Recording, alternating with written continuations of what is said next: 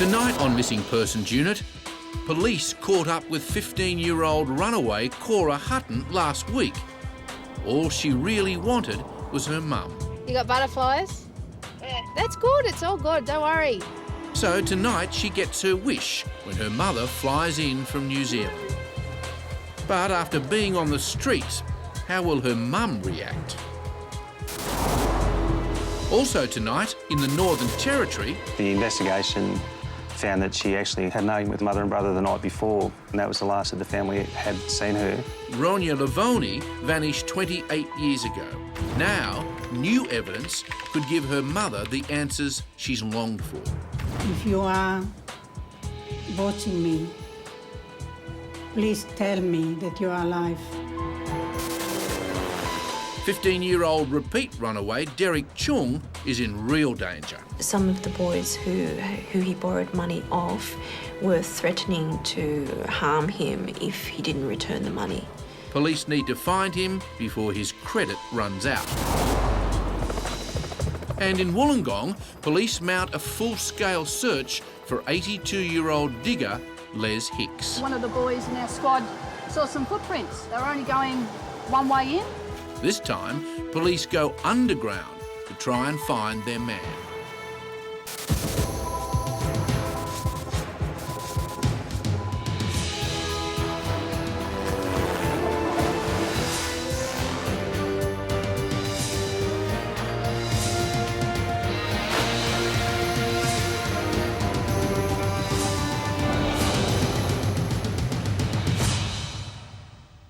Hi and welcome to Missing Persons Unit. When it comes to missing people, one of the really difficult things for families and police is the agony of waiting, just not knowing whether you'll see your parent or your child ever again. But fortunately, police do reunite over 90% of loved ones. And you're about to share one of those wonderful moments when a mother flies in 2,000 kilometres to be reunited with her troubled daughter. But first, in the office of the New South Wales Missing Persons Unit... Hello? Yeah, can I speak to Karen, please? Speaking. Karen, it's Senior Constable Gale from the Missing Persons Unit. How are you? Not too bad. Mandy Gale is talking to the daughter of 82-year-old Leslie Hicks. Les is a World War II veteran who 8 days ago walked out of his nursing home. He was last seen at the retirement village at 9:30, 10 in the morning. Yeah. He'd had a cup of coffee in the dining room. Then told the staff he was coming over here to my place, but he didn't come. Les is as tough as nails. He survived the war in the Pacific and 3 different types of cancer. But recently, he developed dementia and moved into a nursing home just a 10-minute walk from his daughter's house. Has he wandered off before, Karen? Never. He would only come here, and then, you know, if I wasn't home, he would walk back because he never ever would tell me when he was coming. You know.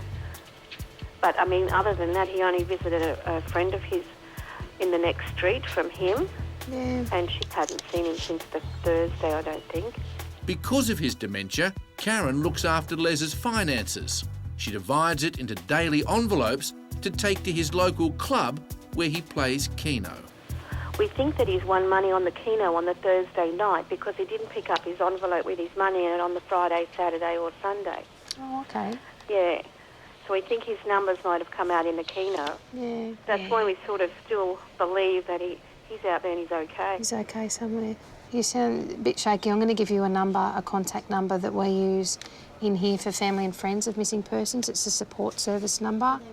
And they're great. So someone you can pick up the phone, have a chat to you if you feel like you need to talk to someone. So I'll bring that with me and just a few other things I can talk to you about when we come down and see how we go. OK. OK, Karen. All right, we take care and we'll see you soon. Thank you. OK, bye. Oh, my God. He sounds like such a battler. Health-wise, he's been through the mill and his daughter seems to think he may have won some money on Keno and he's out enjoying that. But I'm really concerned, like it's been a week, so we'll get down and talk to Karen and see if we can come up where he might be. Across the office, Gary and Doug are meeting with Virginia Chong. Gary Bailey. Very nice to meet And you. this is Doug. He's Her teenage son, Derek, ran away 3 long months ago. Thank you for saying that. Yeah, it's a bit of a worry this time, isn't it? It's just been too long and the circumstances are different. He's done it before. He's run away before, but it's never more than 2 weeks. And each time I've been able to trace him, like, friends have been very helpful. Yep. And his usual group of friends that always try to, tell him to go home. Yeah. But this time none of them have had any contact with him whatsoever. What I would like, if you can just give me a list of all the known friends and that and their phones. Okay. And I think coming from the police, it does sort of frighten them a little bit more, and they're likely more to tell us the truth than possibly you, All right. What I'm really concerned is that he's hanging around with a totally different group of people who obviously they're financially independent somehow, who are older and possibly who are into the drugs and those kind of things. Derek is only 15.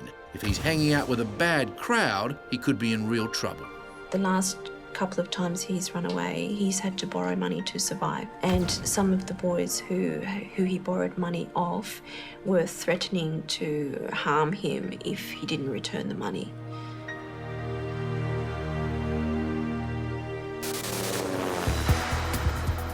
Out on the road, Mandy is heading to the New South Wales south coast to interview the family of 82-year-old digger Les Hicks. With elderly people compared to teenagers tend to keep closed doors, I guess, where their friends are involved. They don't like to admit that, yes, they know where they are or who they're with. With the elderly people, if they come from a small town, it's quite good. Everybody knows everybody, but without knowing he's definitely in the area, it can be very hard. Like, he could be anywhere. We don't have a definite lead of where he's headed, so at the moment we're flying blind. Les is well known in his community for all his charity work and his birthplace. He was the first baby born in Wollongong Hospital. Oh, was he? Yeah. He'd give anyone the shirt off his back, He's very, very generous, and he would do Meals on Wheels deliveries. Always doing something. Yeah, and he'd drive a bus and pick up all the blind people and take them to this farm for a craft day. This is all voluntary. So, yeah, good heart. I think he sounds really well liked. I think he'd have a lot. I think he'd have a lot of friends. So it's making me sort of think that if he was around, wandering around, people would know him. Yeah, we don't think he's here. No, that's what I'm thinking. It's quite possible he's got on a bus or got on a train and gone somewhere else where he's not as well known. Yeah, I think so. 8 days missing and not one word. Even if someone does find him, because of his dementia, he may not remember who he is. I kind of just keep thinking positive, that he is a tough old bugger and determined. So if he's trying to get somewhere, he'll do it. And I only sort of lose grip a bit when it's bad weather, that I'm worried that he's, not sheltered,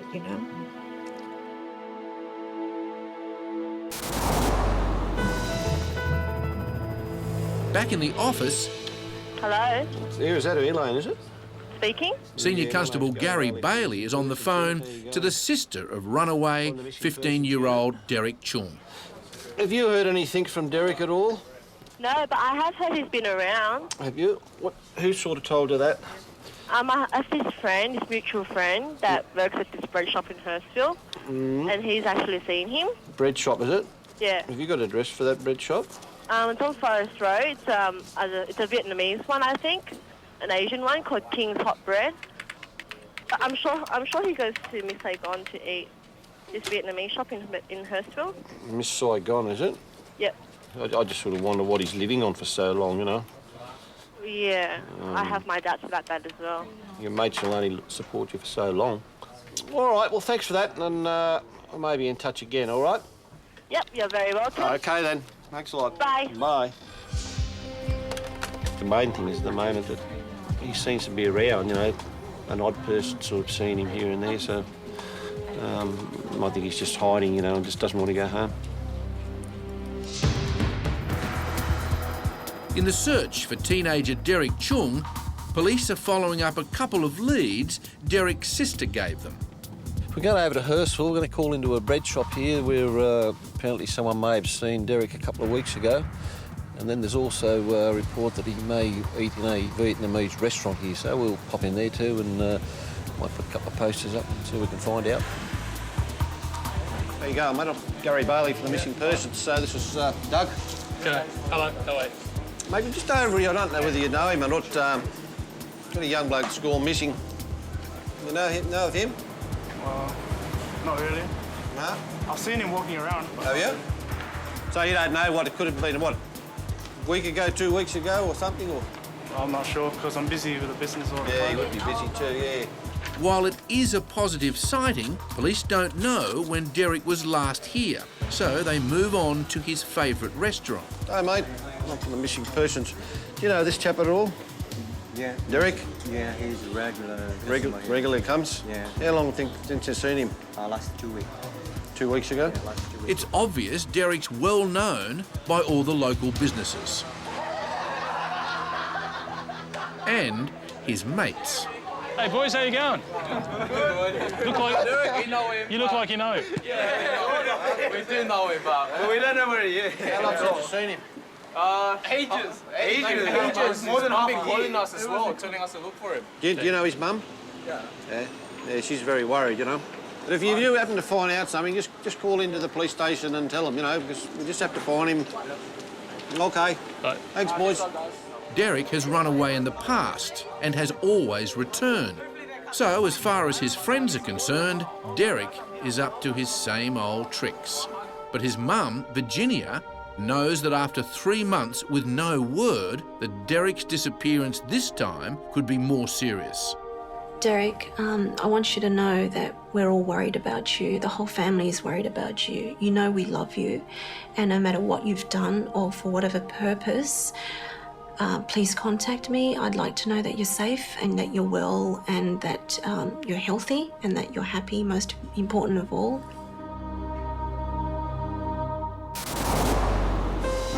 Back in the search for war veteran Les Hicks, his daughter Karen and son Steve are showing local cops through their dad's flat.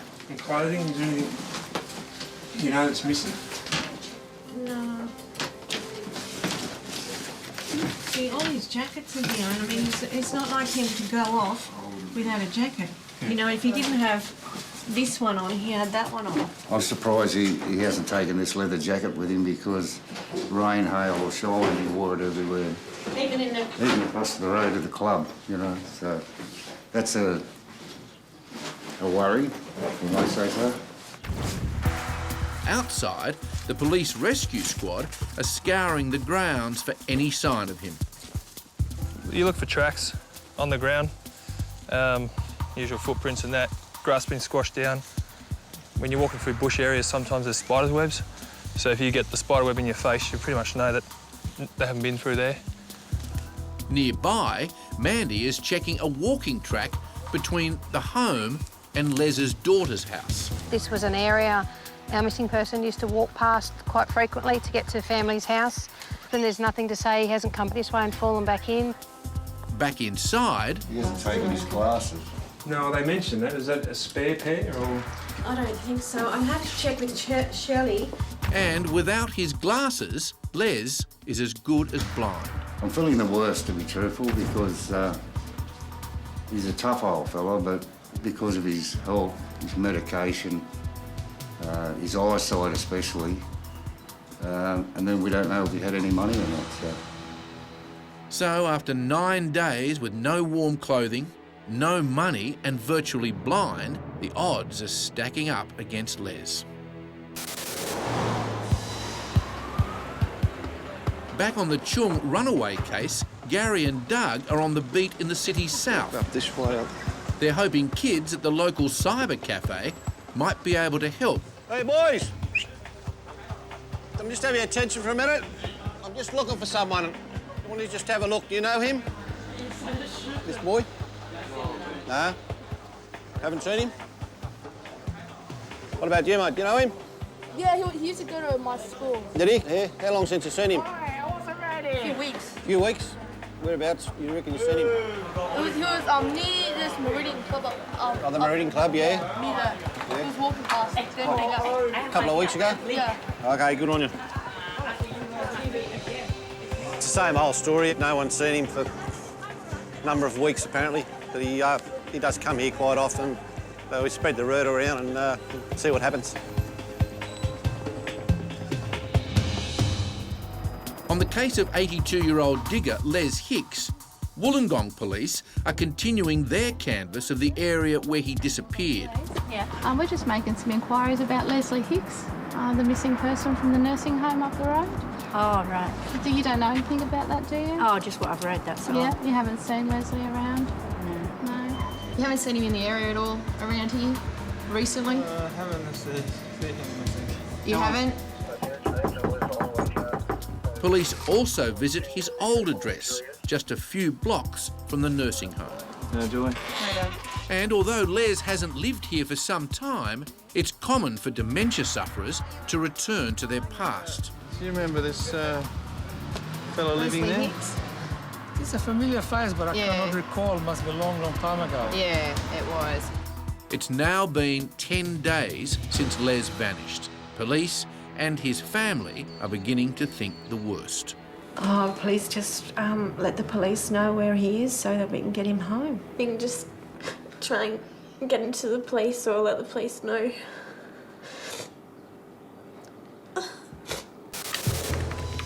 Last week, we brought you the story of runaway Kora Hutton. Kora was sent to Sydney to live with her Australian nana, but soon after arriving, she ran away. No one know where they are. Why don't I believe you? Boy, he's so secretive when we pull up and all that. What's going on? And as usual, police got the teenage runaround. If she goes and does something silly, how are you all going to feel? All I want to do is say she's not getting locked up, I'm not doing anything. I just want to know she's alive and well. That's all I want to do. Guys, don't run. Police finally caught up with Kora, but she wasn't happy. Kora, come here. No. Come here. Come here. But Mandy managed to reason with her and discovered what the problem was. And your mum said she would drop everything to come over here to be with you, if that's what you want. Is that what you want? I want her to move over here. Well, now, Kora might just get her wish. It's very exciting for Kora today. We've been in contact with Carmen, who's her mum, and she lives in New Zealand, and she's actually flying out this morning, which is really exciting for all of us. So hopefully have a nice big reunion and sit down and talk things out and hopefully sort something out that everybody will walk away happy. So while Mandy works on reuniting Kora and her mum, in Wollongong, there's a breakthrough when police get a confirmed sighting of 82-year-old Les Hicks. A huge search by police and volunteers is about to get underway. He confirmed it was him, and he did make the point of saying that he had those track pants on and those clothes, and he was covered in grass. At that time, our witness was unaware of the status, I suppose we call it, Mr. Hicks, and he just presumed that he lived around this area. Air Wing Base, stand by for Follow 1. Follow 1, standing by. Les was last seen near a series of deep coal mines, steep, rugged, and easy to get lost in. There's a lot of tracks up there that are four-wheel drive tracks, fire trails. What we're going to do is four-wheel drive searching and a bit of foot, just depending on the conditions you encounter up there. There's also ruins and a washery that they call up there. We'll get the dog squad to just do a extensive search in that area, just in case. At 82 years old, with little to survive on, things are becoming far more grave for Les Hicks.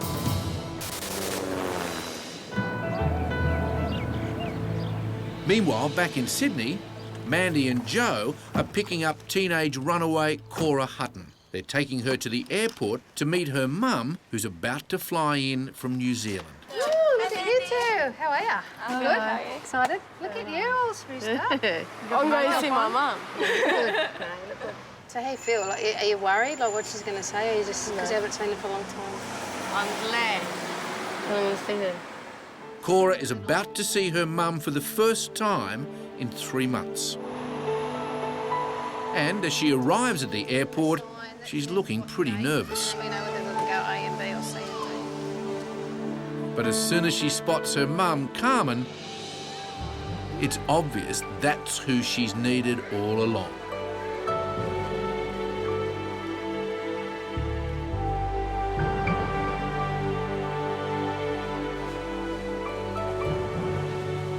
Initially, it's a wonderful reunion for mother and daughter. And the result Mandy and Joe have been hoping for. But unexpectedly, Cora's nana turns up, the person Kora ran away from. All of a sudden, Kora seems to have lost her mum all over again. Here to see the family. Kora is obviously not happy to see her nana taking the spotlight here at the reunion. Police will certainly have their work cut out to try and make things work between this trio.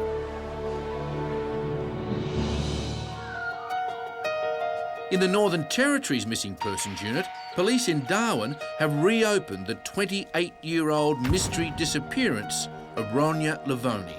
Ronya was aged 15 at the time of her disappearance back in 1980. By all accounts, she was a very popular girl. She had a lot of friends with school. She was just your typical 15-year-old teenager. She liked to party. She liked to go out with her friends. The investigation that was conducted at the time found that she actually had known with mother and brother the night before. And then she went to her bedroom, and that was the last that the family had seen her. The investigation found that she actually had intended to run away with another school friend. They were to run away on the night that she actually disappeared. But Ronya did not run away with her school friend Sarah that last night. And the next day, Sarah's brother, who is now dead, saw something crucial to the investigation. The information was that on the night, or the morning after her disappearance, he was at a residence across the road and he located a school bag. He identified it as being Ronya's bag because she had a habit of writing down names of boys she had crushes on. So this school bag was always in her possession and she was known not to go anywhere without it. The information was it was actually a bus in the yard at the time, and this gentleman saw the bag, which was Ronya's school bag, in the actual bus. Detective Kerry Harris now needs to speak to Ronya's mum to see if she can shed any further light, particularly on why the 15-year-old school bag was seen in an abandoned bus on a vacant block across from her own home.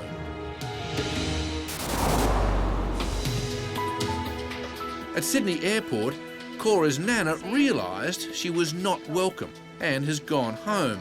It's now when cops like Mandy Gale go those extra steps to keep families together. Before you sort of left today, what we wanted to do was just have a chat with what's been going on and trying to sort something out where everybody's happy and Cora's find somewhere for home up here or back with you or whatever. Carmen always thought Kora was happy living with her nana, but she wasn't. She's mean to me. She's probably mean because she cares for you. It's like a cruel to be kind type thing. And different generation, I guess. It's the age gap. No, she's just me.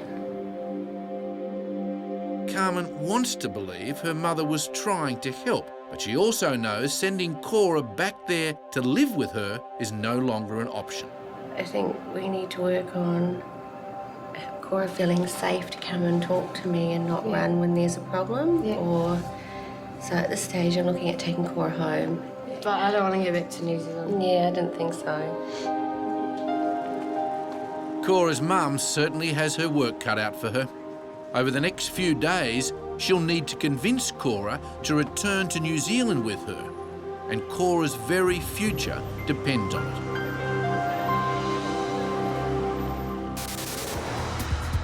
Back in Darwin, Detective Harris is on his way to interview the mother of long-term missing schoolgirl Ronya Livoni.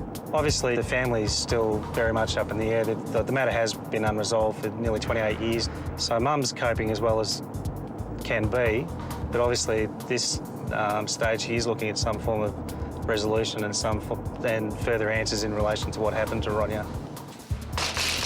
Knock, knock. You there, Elsa?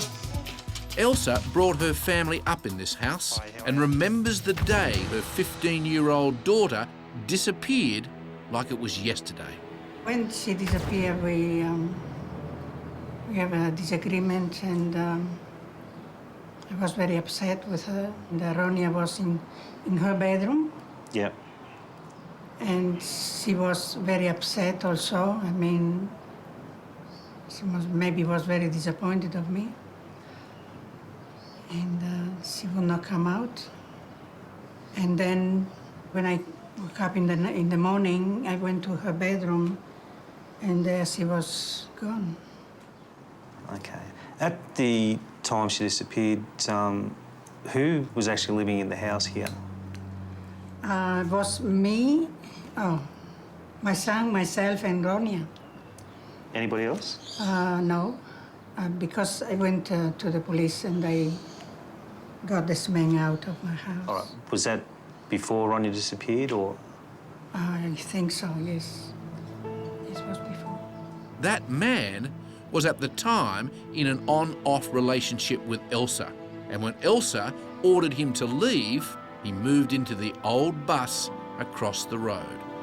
A couple of days after Ronya disappeared, a school bag that this person believes was owned by Ronya was located or seen across the road in what is believed to be a bus or a partially built house. Do you have any recollection of that? No. No? This what Lee told you? Yes. Right. Yeah. No, I don't remember any bus. Yeah. Elsa may not remember the bus, but admits during that time in her life she was full of doubts. I had problems at this time in my life, big problems, and I would not listen to her. She was calling out to me, "Mom, I have to talk with you," and I just couldn't do it. I was full of pain. I was very close, yeah. I was trying to please her in every way, and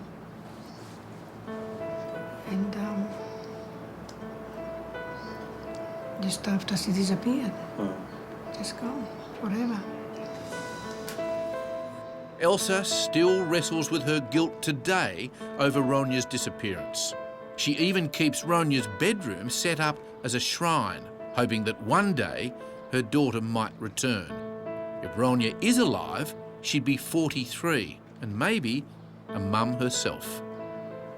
I would like to say to Ronya, if you are watching me, please tell me that you are alive. And just come home. I'm still waiting for you after 28 years. I love you. I always did. Always loved you.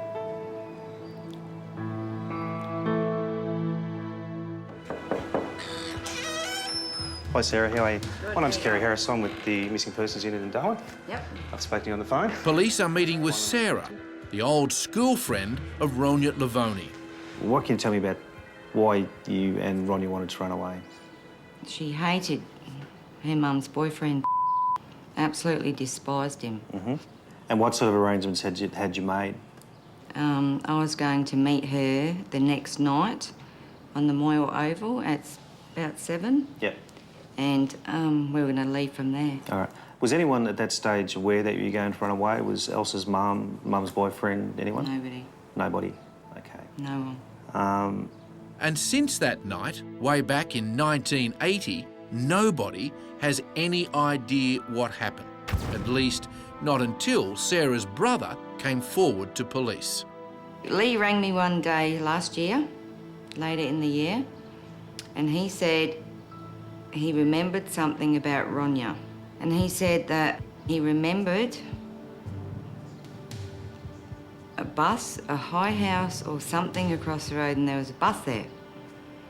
And he said something about her school bag, that he went there one day and it wasn't there, and the next day it was, or it might have been the other way around. And I said, why didn't you, all those years ago, say something to the police about this? And he said, because I was too young and I was never asked. But since this has come about, which wasn't probably just over a week ago, my brother passed away.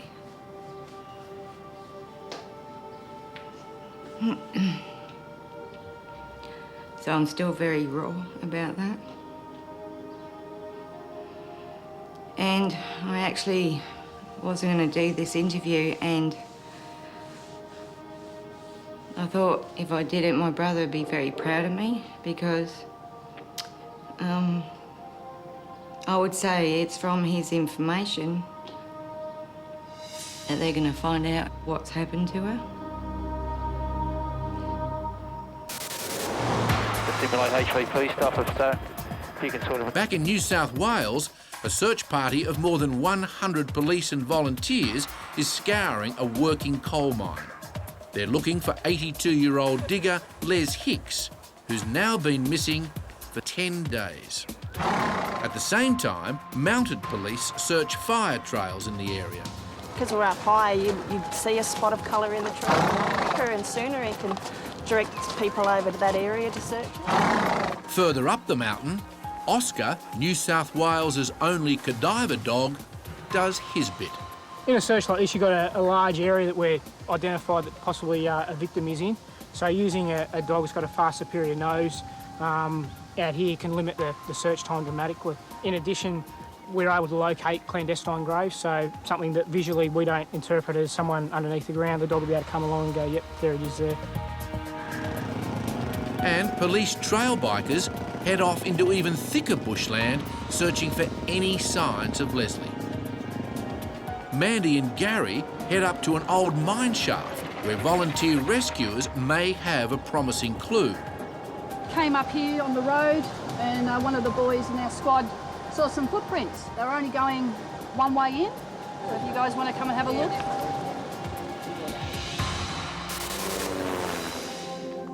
Back in the case of Ronya Livoni, Darwin police have taken her school friend Sarah back in time 28 years. They brought her here to the land across the road from Ronya's house. Okay, this is a park where Ronya and I were going to meet at 7 o'clock that next night. Yep. Before she went missing, and run away together. I never did come back to this park because she'd already gone the night before, and actually this is the first time I've ever been here from that night. Mm-hmm.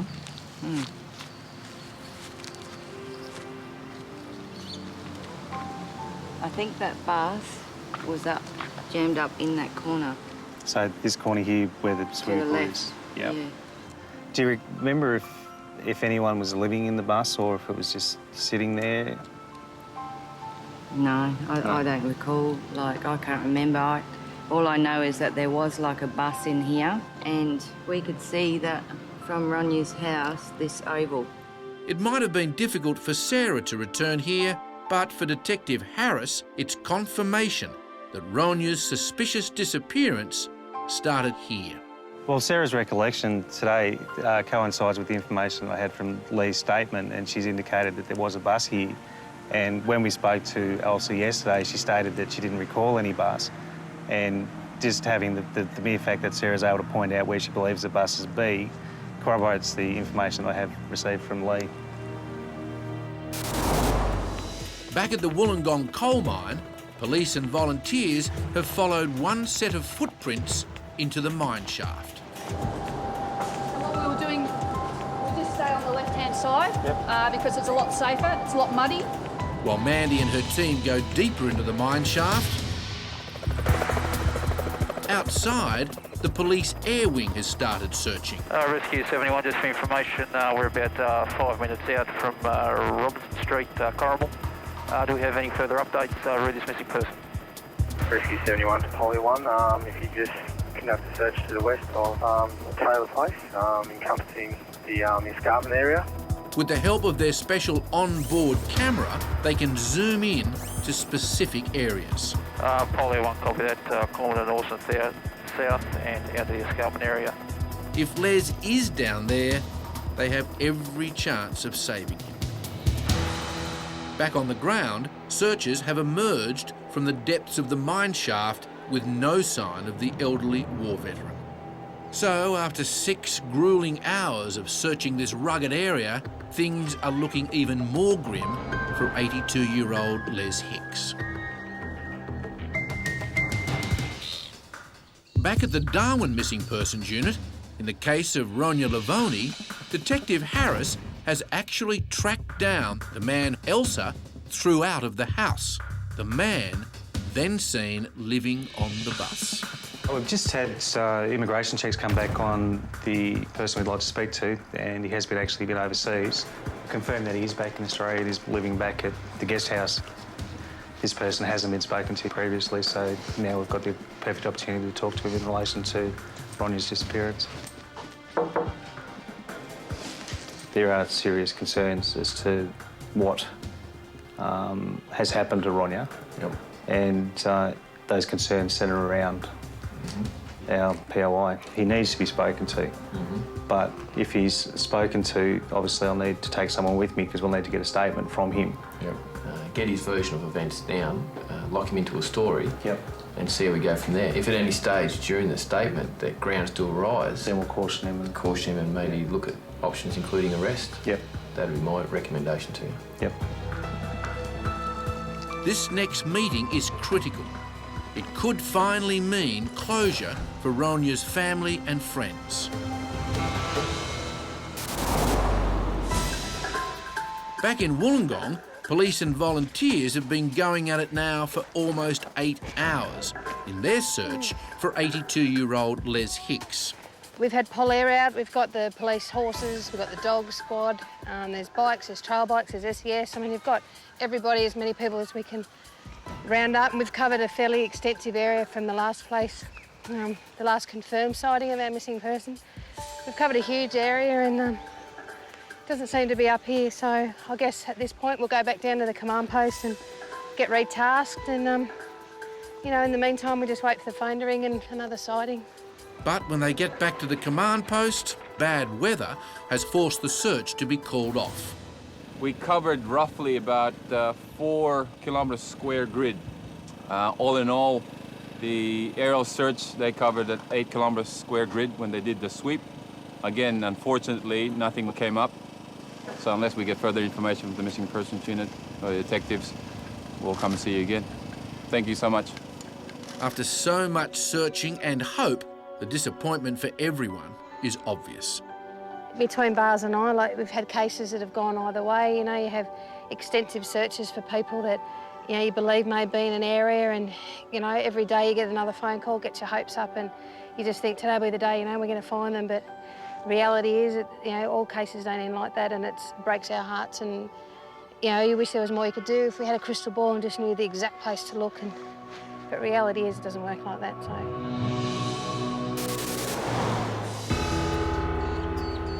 North in Darwin, detectives are about to come face to face with the man they're sure has information about 15-year-old Ronya's disappearance back in 1980. But because it's a sensitive moment, police ask our cameras to stay back.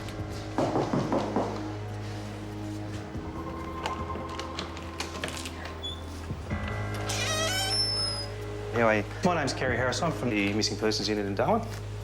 We'd like to talk to him in relation to Ronya's disappearance back in 1980. This person of interest does remember Ronya. He also confirms he was involved in a relationship with her mother at the time, before being told to leave. Obviously, she's still missing, but we just need to find out exactly what's been going on. It's just a statement from you. That's all we're looking for. When would you be available? The man agrees to later meet police at the station and make a full statement. OK, we had a good result. He hasn't been spoken to before, and this is the first contact he's going to have with police in relation to Ronya's disappearance. And given that it's 28 years ago, memory and recall might be a bit of an issue, but I'm hoping he can really fill in the gaps as to what happened with Ronya and on the night she disappeared and the circumstances that led up to her disappearance. So from this point, the case of Ronya Livoni's suspicious disappearance will be handed over to Darwin's Criminal Investigation Unit. Meanwhile, back in Ronya's untouched bedroom, her mother Elsa prays for her daughter.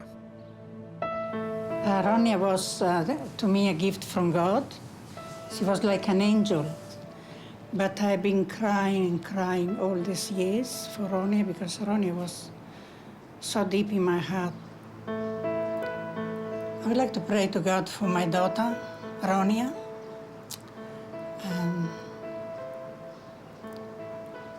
I ask you, Lord, once again that you may let me know something about her.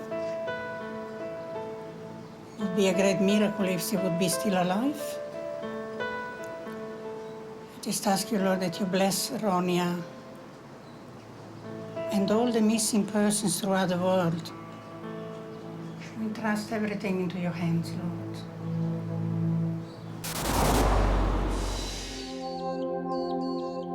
It's been an emotional week for teenage runaway Kora Hutton. After refusing to go back to New Zealand with her mum, she has had a change of heart.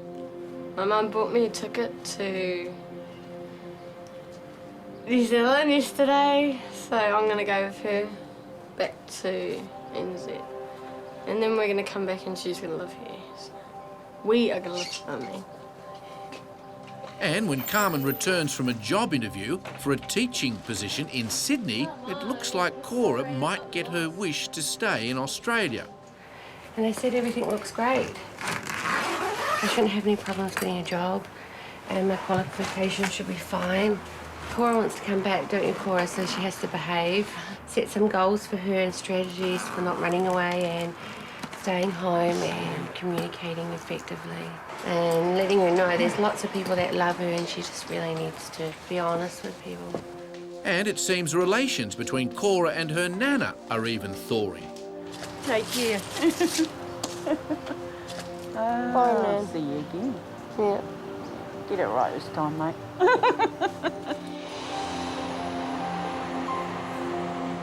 If Kora learned anything, it was just how much her family means to her. Yeah, I miss my family.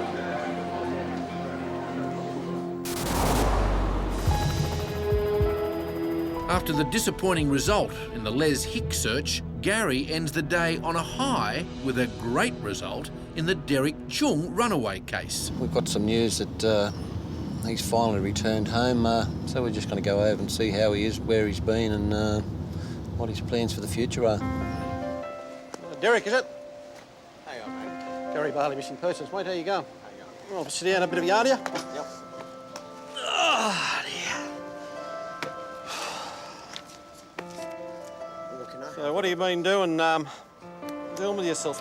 Oh, I just went to a mate's place. Just that? Yeah. So what's the story now? Are you sort of back at home now, or...? Yep, working now. Back living with Mum and Dad? Yep. Mate, what's actually happened? Because when we were looking for you, you seemed to be a sort of king of the kids here. Everyone knew you, and you know, there's Derek, and they're all sort of laughing at that when they seen your picture and that. And... Yeah, word gets around. Yeah. And what sort of happened since then? You sort of seen the light a little bit? Yeah, no, the whole street thing's pointless. Yeah. Like I saw that years ago. Yep. Just never gotten around to do something about it. Yeah, you reckon you've done something? Yeah. Well, it looks like, you know, but what's this work full time, is it, or? Basically. Is it? Yeah. Well, until I go back to school anyway, then it'll just be weekends. Yeah. Well, that's good. It is good. So good that Derek decides to treat Gary to a thank you dance. Derek's looks like he's in good spirits at the moment. He's turned the corner. Instead of running around streets, he's now got a job. He's thinking of going back to school, so it's all good stuff, so he should be right.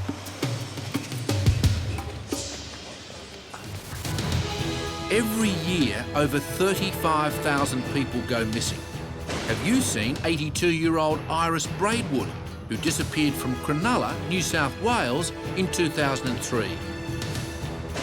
Or 62-year-old John Connor, last seen in Adelaide in 1985. And 63-year-old Deirdre Cunningham, missing from Maroochydore, Queensland in 1994. If you have any information, please call 1800 333 000.